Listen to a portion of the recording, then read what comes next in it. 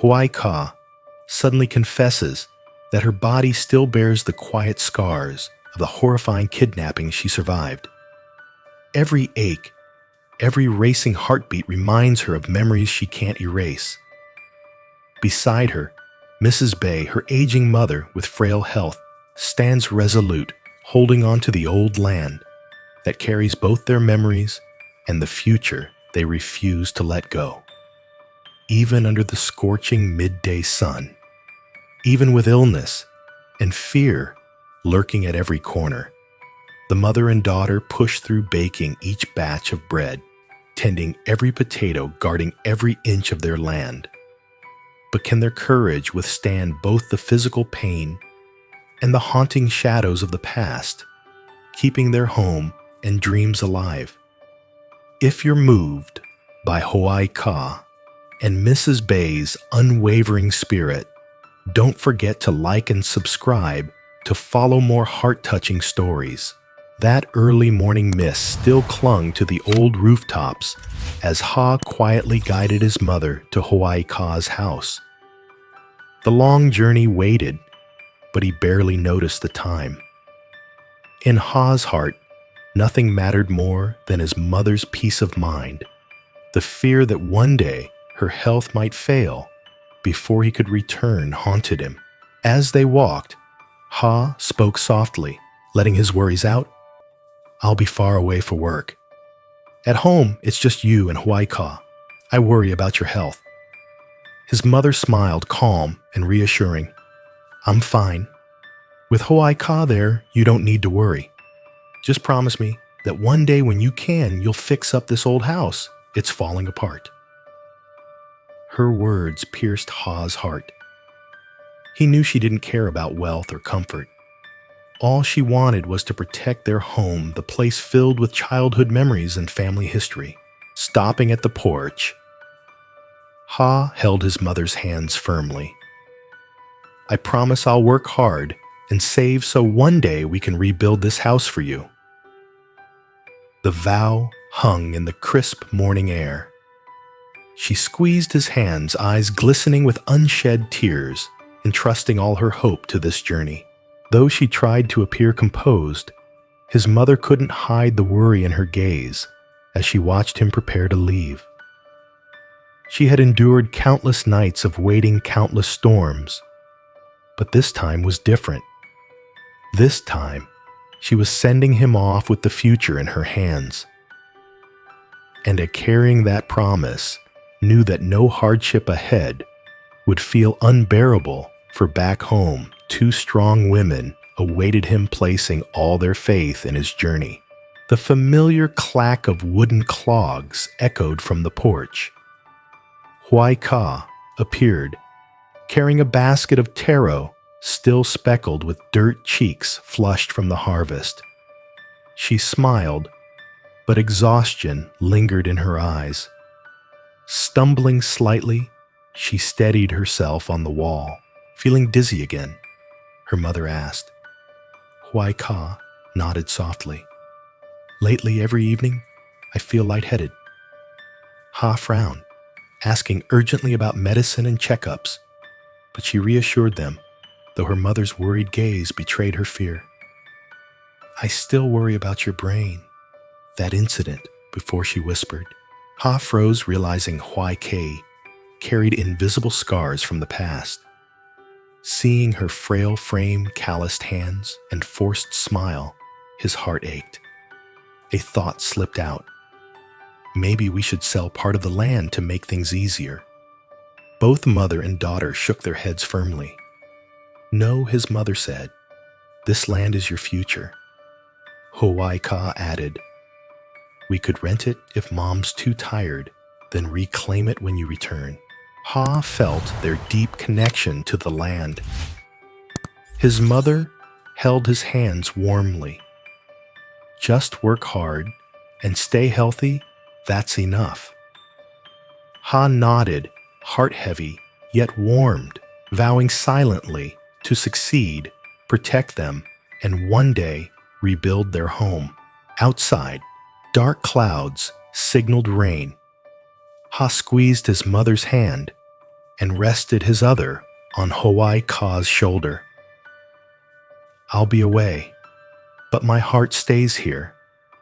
I promise to save and rebuild this house, care for you both." Hoai Ca smiled shyly, eyes full of trust. His mother gazed at them with pride.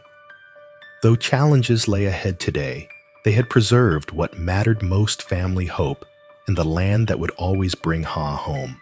Hoai Ca and her mother stood quietly at the gate, watching Ha's figure disappear down the red dirt road. Her mother raised a hand to shield her eyes, breathing heavily, while Hoai Ca forced a calm expression, though her heart ached as she watched a beloved figure vanish behind the trees. Back in the worn kitchen, her mother returned to her familiar work. The taro roots had been washed and neatly arranged, their rough skins peeled away by her frail, slightly trembling hands. Despite her weakened body, her movements were steady and deliberate, every motion measured yet unhurried. The peeled taro was shredded into fine silky strands that shimmered softly in the wisps of kitchen smoke.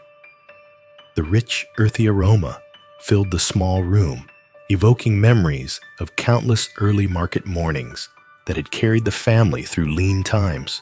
Nearby, rice and glutinous rice flour were mixed with sugar salt and a touch of baking powder. Her mother measured carefully, hands dusted with flour, but still nimble. Warm water was added, and she kneaded the dough until it became smooth, pliable, and no longer sticky. Sweat dotted her forehead, but she did not stop. Hoai Ca joined in, folding the shredded taro into the dough, kneading until the mixture melded perfectly, releasing a sweet, nutty fragrance.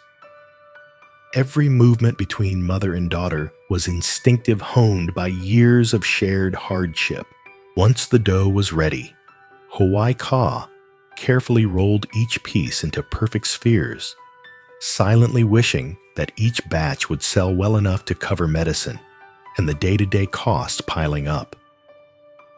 The sizzling of the frying pan offered a small glimmer of hope as each ball of dough expanded, turning golden and crisp. The smell of fried taro filled the air, soothing some of their weariness. Her mother's eyes lit up with every batch, hands gently lifting the golden pastries onto a woven basket lined with paper to drain the oil. The bamboo basket, lined with fresh banana leaves, was filled with the hot golden pastries. The steam warmed their fingertips, but Hoai Ca persisted, carefully arranging each layer as if embedding her hopes into every piece. Outside, the noon sun blazed down on the roof tiles.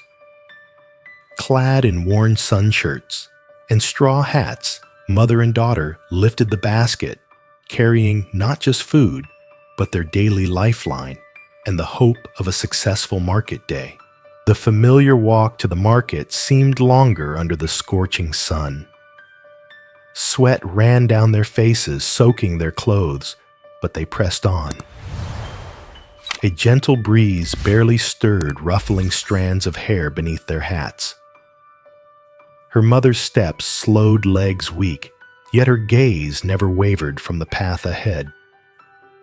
Hoai Ca stayed close, steadying her with a quiet hand whenever she swayed.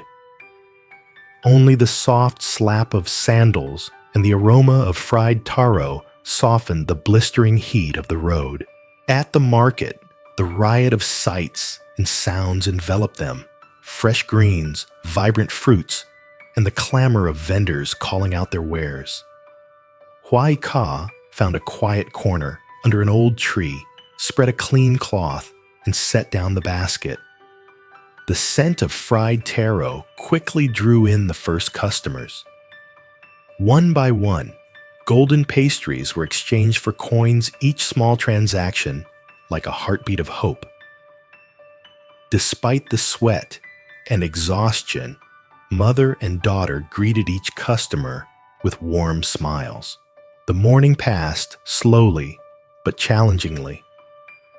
Occasionally, her mother had to sit pressing a hand to her chest, catching her breath, only to rise again as a customer approached. Their fragile bodies could not mask the deep resolve etched into every motion. As the sun climbed higher, the basket gradually emptied, and the small earnings brought a mixture of joy and relief. Though legs ached and illness lingered, their hearts swelled with steadfast belief. Together, they could endure anything. On the walk home, under the blazing midday sun, their steps felt lighter. Within their labored breaths was a quiet strength. The golden taro pastries and small coins were more than mere sustenance. They were proof of love and resilience, a power strong enough to help them stand firm in the face of whatever life might throw their way.